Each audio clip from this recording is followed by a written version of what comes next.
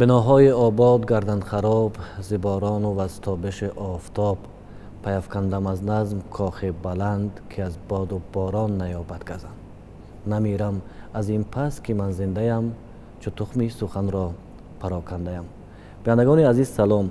با آوردن همین چند شاه بیت از نوشته ابوالقاسم فردوسی که بابت شاهنامه خویش نوشته است، برنامه نوبتی را آغاز میکنیم و برنامه ما نام دارد داستان و در این برنامه میخواهیم پیرامون داستانهای شاهنامه بی‌زوال ابوالقاسم فردوسی برای شما معلومات داده باشیم.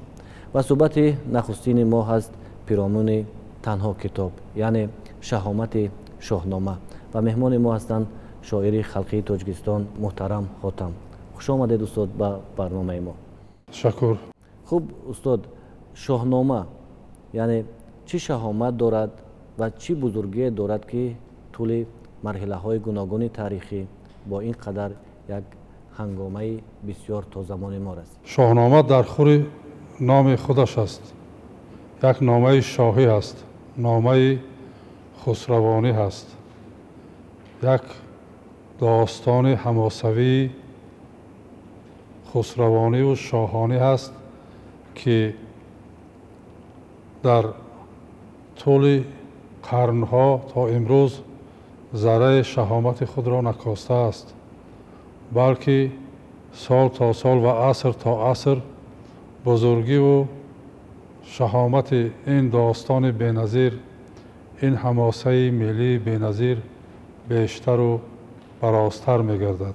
شاهنامه این یک داستان حماسی مردم آریایی نژاد است که تاریخ بسیار طولانی این طایفه را در بر میگیرد و مثلش در ادبیات هیچ یک خلق دیگر دیده نمی شود. شاهنامه یک کاخ بلند هویت ملی مردم آریایی تبار است. یک ستون و پایه زبان و فرهنگ و ادبیات و هویت ملی آریایی است. واقعا در تمام این عصرها و در تمام زندگی بشریت اثر دیگر در میان هیچ یک خلق مثل شاهنامه به نظر نرسیده است، ایجاد نشده است. برای مثال ما داستان‌های ادیسه و هومری و ایلیان هومر را اگر بگیریم، شاهنامه از این هر دو اثر یکجایگی 4 مراتبه بزرگتر است. و اون داستان‌های خلقی دیگر خلق‌ها مثلا الپامیش و منس و دیگر اثرها در پیش شاهنامه هیچ قدرتی بحث و ایستادگری کردن نمیتوانند. شاهنامه از تمام حماسه های خرد و بزرگ قهرمانی و میلی مردمان گوناگون، ایلیاد، رمیان، سرود رالن، داستان پالک ایگار به آن امتیاز دارد که در سخن آفرین به واقعیات عالم، سرگذشت سرنوشت انسانها، ماهیت و معنی زندگی نقش کلان دارد. به نقل و تصویر روزگار قهرمانان هر جایی که روا دیده است جهانبینی و فلسفه خود را بیان کرده است. فلسفه شاعر بیشتر به صورت پند و اندرزها راجع به مسائل گوناگون زندگی افاده یافته است. سردفتر ادبیات معاصر تاجیک استاد صدرالدین عینی. در شناخت فردوسی آمده است که بیش از 30 سال حیات خود را به نوشتن شاهنامه صرف کرده است و همین فردوسی همچون یک انسان، همچون یک شاعر، یک دانشمند، باز چه قدرت داشت که با نوشتن چنین یک نامه بزرگ، یک شاهنامه آغاز کرد؟ طور ما از تاریخ ها آگاه هستیم. حکیم فردوسی شاهنامه را تقریبا در سن 40 سالگیش آغاز کرد به نوشتن و تا این دم طور میدونیم دقیقی 1000 مصرع شاهنامه را نوشته بود вале бо сабабе ки дақиқӣ кушта мешавад ва шоҳнома нотамом мемонад. яке аз дӯстони ҳаким фирдавсӣ ба назди фирдавсӣ омада мегӯяд ки ҳамин шоҳномаро идома диҳад ва нависад. дар ҷое мегӯяд ҳаким фирдавсӣ ки як дӯстам омаду тақрибан чунин гуфт ки бозӯи тавонову ҷавонид ҳаст, сухан гуфтани паҳлавонид ҳаст, яъне ҳам нерӯ дорӣ, ҳам сухандон ҳасти, сухани паҳлавонӣ гуфта метавонӣ, ҳамин шоҳномаро идома деҳ, бинавис. ва сабаби эҷоди шоҳнома ва ба навиштани шоҳнома шурӯъ намудани ҳаким фирдавсӣ зоҳиран ҳамин аст. ва тавре ки аз ин байт маълум мешавад, воқеан то ин дам ҳаким фирдавсӣ шеърҳое ё чизое менавиштааст. ҳарчанд то замони мо наомаданд. сухан гуфтани паҳлавонид ҳаст, яъне он дӯсташ медонистааст ки ин суханҳои достонҳои паҳлавонӣ менависад. ва аз ин ҷост ки ба навиштани шоҳнома шурӯъ мекунад, ман фикр мекунам ки танҳо сухани он дӯсташ сабаб набуд. сабаб ин буд ки як меҳру муҳаббат, як дилбастагии бисёр қавӣ ба таъриху фарҳанги мардуми орёӣ, ба халқи худ буд, ки ба навиштани чунин як асари ҳамосавӣ оғоз кард. тасаввур мекунем ки ин достони бузурге ки 60,000 байт аст, дар таи 30-35 сол навишта мешавад. чӣ қадар қудрату нерӯи ҷисмонӣ лозим аст, чӣ қадар қуввату нерӯи ақлонӣ, ва дар баробари ин чӣ қадар меҳру муҳаббат, дилбастагӣ ба таърихи халқ, ба таърихи миллат, ба таърихи орёӣ лозим аст ки як кас бишинаду ба чунин ба навиштани чунин як достони бузурги беҳамто оғоз кунад. маводи асосие барои навиштани шоҳномаи ҳаким фирдавсӣ ҳамун шоҳномаи бале абумансури ибни муҳаммад замина шуд. вале бар илова аз он китоби шоҳномаи насрӣ маводи бисёри дигареро ҳаким фирдавсӣ ҷамъоварӣ кард, омӯхт. хуб ҳаким фирдавсӣ дар китобаш мегӯяд ки бисёр маводҳое ки ман ҷамъоварӣ намудам бисёр пароканда буданд, достонҳо байни худ рабту иртибот надоштанд, вале кӯшиш кардам ки онҳоро ба низом дароварам ва як достони мукаммал эҷод кунам. тавре ки мо медонем аз саргузашти ҳаким фирдавсӣ дар таи 30 сол ин китобро навишт, ин асари безаволро навишт ва худаш мегӯяд дар китоб ки ман умед доштам ки аз ин китоб дар ҳангоми пириям, дар нотавониям як баҳра барам, такяи ман шавад. вале мутаассифона дар он даврон вазъияти сиёсӣ дигар мешавад, ҳукумати сомониён нузул меёбад ва дар он даврон маҳмуди ғазнавӣ ба сари қудрат меояд, дар ғазна ҳукумати худро ташкил медиҳад. ҳаким фирдавсӣ ин китобро ки бо нияти он ки ба давлати сомониён ба шоҳони сомонӣ тақдим мекунад навишта буд. вақте ҳукумат дигар мешавад, рӯҳафтода мешавад, аммо боз 5 соли дигар шишта таҳрир ворид мекунад ба шоҳнома барои он ки ба султон маҳмуд маҳқул шавад, то ин ки асарро қабул кунад. вале сарфи назар аз ин вақте боз бо ин таҳрирҳои 5-солаи худ асарро тақрибан соли 1005 ё 1010 дар байни солҳои 1005 то 10 ба султон маҳмуд пешниҳод мекунад. султон маҳмуд дар аввал қабул мекунад, ваъда медиҳад ки 60,000 динор ҳаққи қалам ва ҷоизаи ин шоҳномаро ба ҳаким фирдавсӣ медиҳад. вале мутаассифона дар ин байн бадгӯёну бахилону ҳасудони зиёд буданд. ба маҳмуди ғазнавӣ нисбати ҳаким фирдавсӣ бадгӯӣ мекунанд ва ҳаким фирдавсиро сиёҳ мекунанд, гӯё ки ин таърихи халқҳои орёӣ ҳаст, то исломӣ ҳаст ва ба ислом муносибате надорад. ва албатта маҳмуди ғазнавӣ низ бим мекард аз халифаҳои араб ва андешаманд шуд ки ин китобро чӣ гуна қабул кунад ва натавонист ки якбора ин китобро ба хушӣ қабул кунад و حق قلم و مکافات حکیم فردوسی را دهد.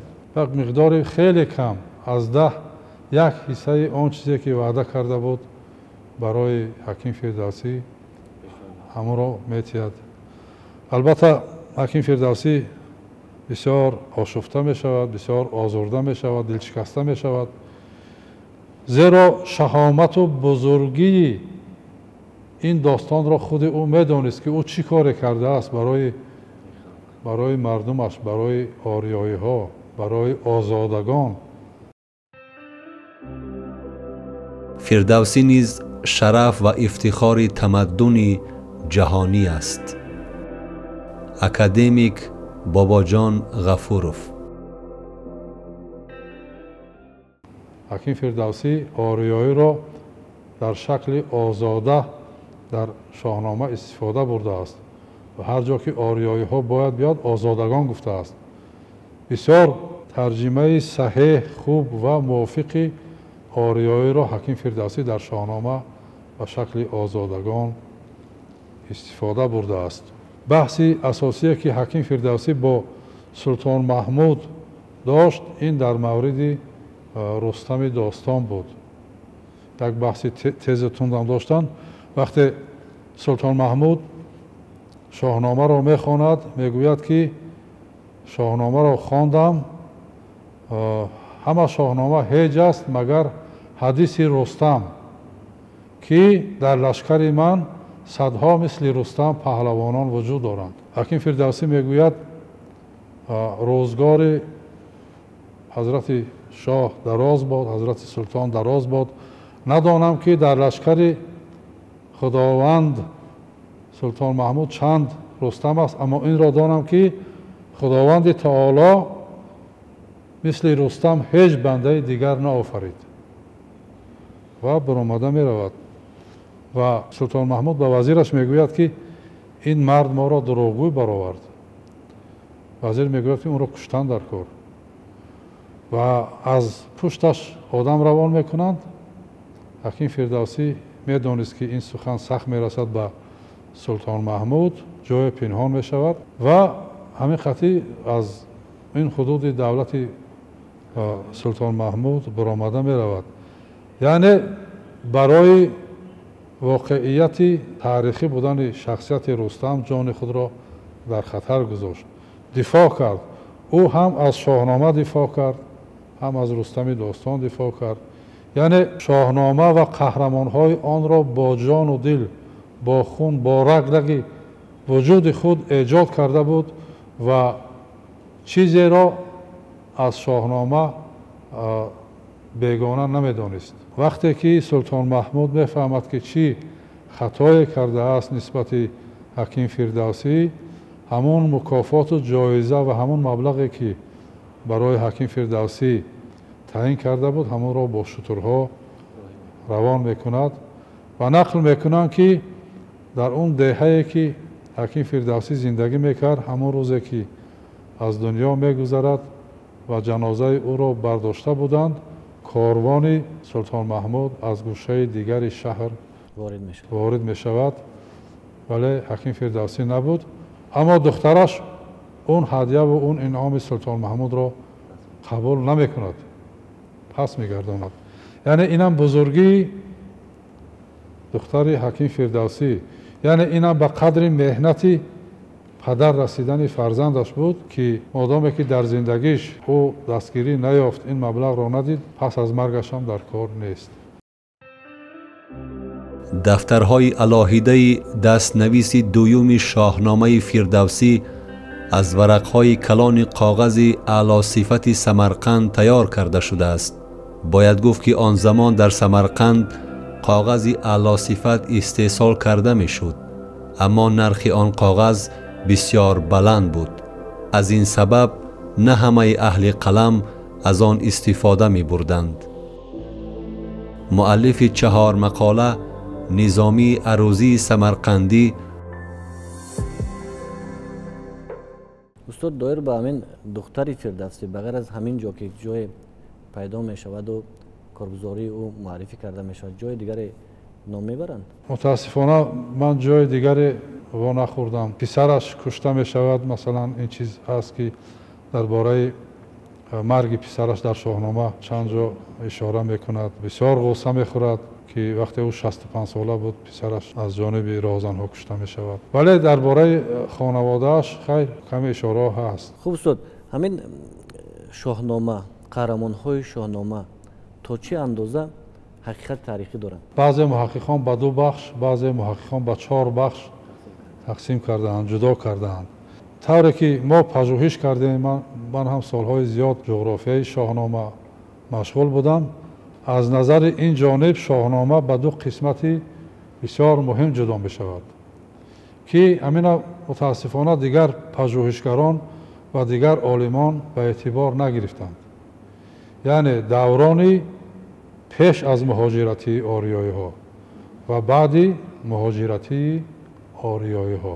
тавре ки донишманди бисёр бузурги таърихи ориёиҳо устод меҳрдоди баҳор дар асараш пажӯҳише дар асотири эрони бостон зикр мекунад. давлатдории пешдодиён ва каёниён дар шарқи осиёи миёна сипарӣ шудааст.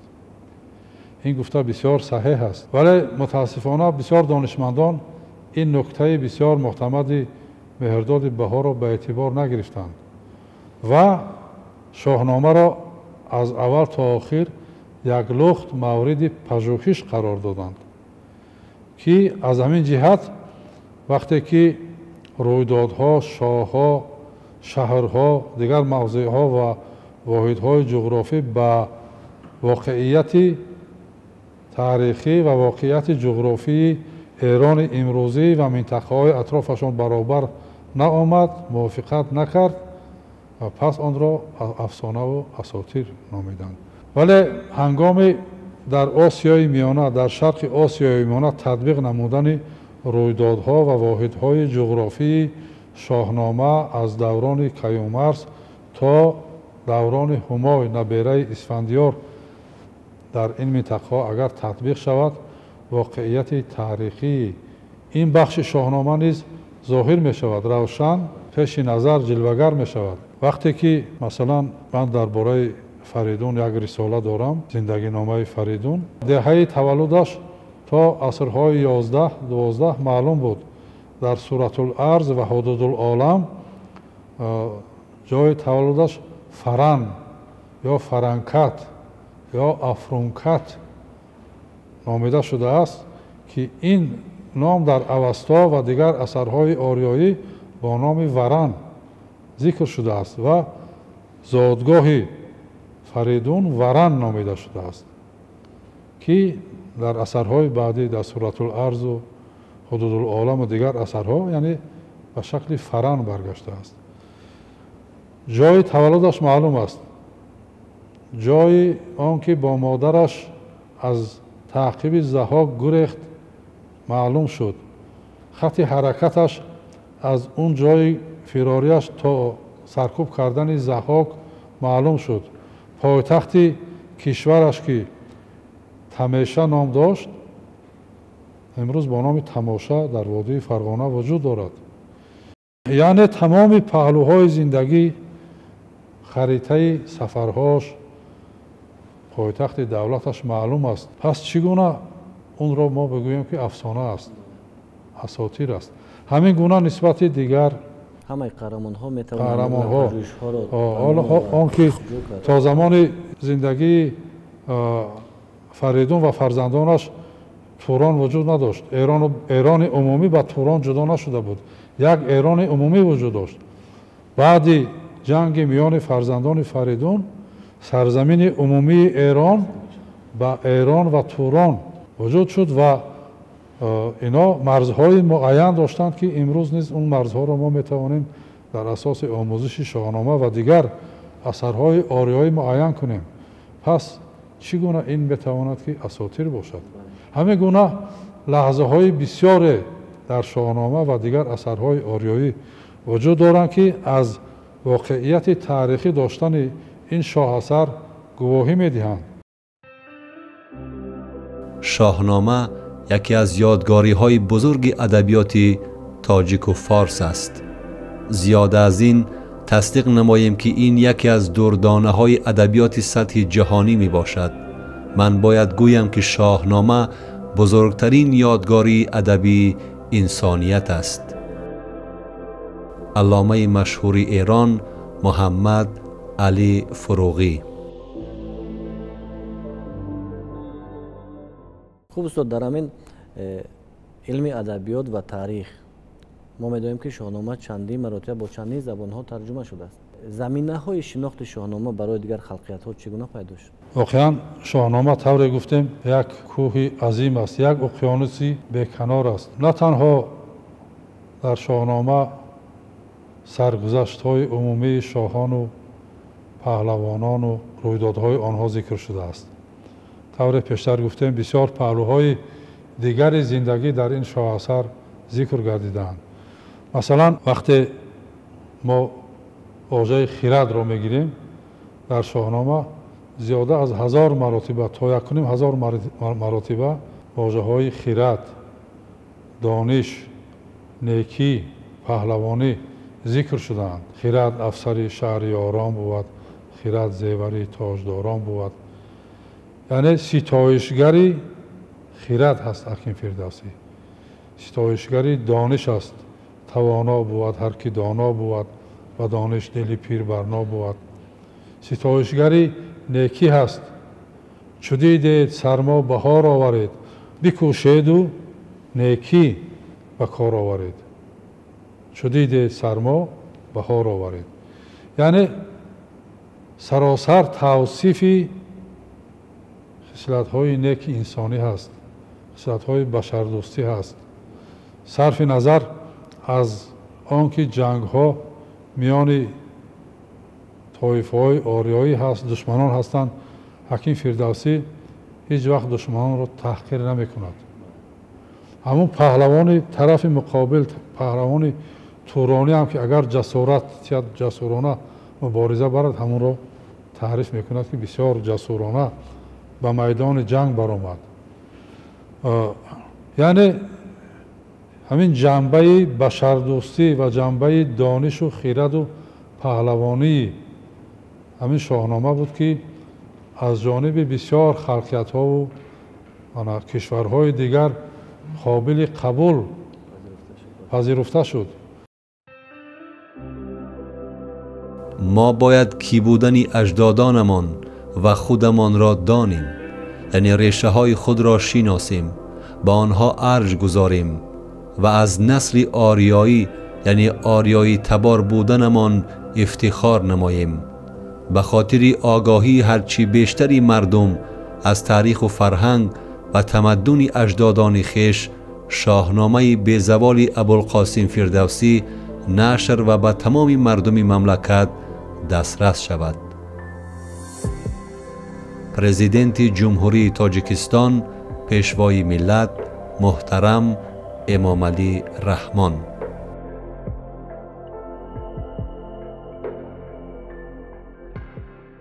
بعدها مثلا از عصر 19 سر کرده شاهنامه در جهان بسیار مشهور شد و به زبانهای بسیار ترجمه شد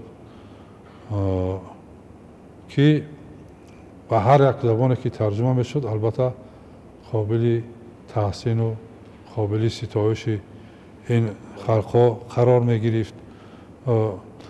مثلا در داستانهای دیگر خلقها داستانهای پهلوانی بسیار خلقها هست که ما حتی یک بار یا یک چند بار واژه خرد مثلا رحم و انصاف مثلا نکوکاری را ما وا نمیخوریم، نیست، فقط جنگ کشتار.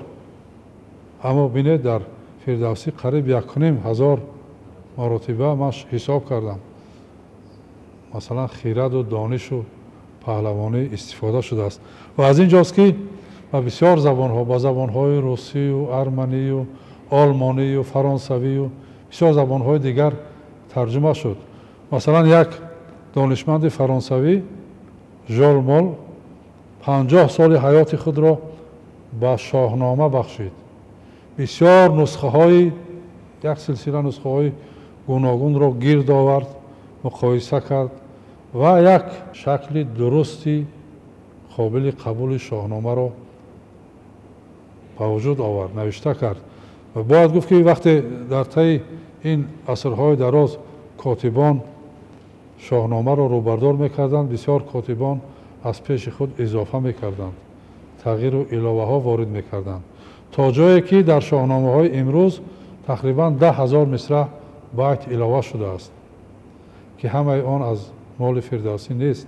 برای همین شاهنامه مثلا دانشمند فرانسوی ژول مول یکی از بهترین شاهنامه ها ترجمه به فارسی او آدم به شکل فارسی و تیار کرد، یعنی نسخه صحیحی شاهنامه را تیار کرد. شاهنامه به زبان روسی مثلا از جانب همسر استاد لاهوتی سلسله بانو به روسی ترجمه شده است که یکی از ترجمه های بهترین است. با کمک و همراهی استاد ابوالقاسم لاهوتی این نسخه به زبان روسی ترجمه شده است. خب ترجمه های شاهنامه به زبان های دیگر خیلی زیاد هستند. فکر میکنم که یک صحبت علاهیده را تقاضا میکنم. تشکر استاد و گمان میکنم که اگر که ما اینجا در بخش های دیگر خواهیم صحبت آراسته باشیم، وقت بسیار برای ما ضرور است، ولی از صحبت دیگر سر کرده ما خواهش داریم که دایر به هر یک بخش داستان های شاهنامه با شما و دیگر متخصصان صحبت داشته باشیم و در همین جا صحبت رو به پایان میبریم و به شما برای اونه که وقت گفته به صحبت ما آمدید منتظر هستیم. بینندگان عزیز، شاهنامه بی‌زوال حکیم فردوسی یکی از بهترین کتاب‌هایی هست که تا به امروز به دست انسانیت رسیده و تصویرهایی که در این کتاب بزرگ شاعر جا داده است یکی از بهترین کارگزاری در ایجاد اهل قلم شناخته شدند. به این خاطر در برنامه‌های بعدی ما کوشش میکنیم دایر به هر یک داستان‌های شاهنامه دقت بدهیم و آنها را برای شما از نگاه متخصصان شرح داده باشیم. تا صحبت دیگر شاد بمانید.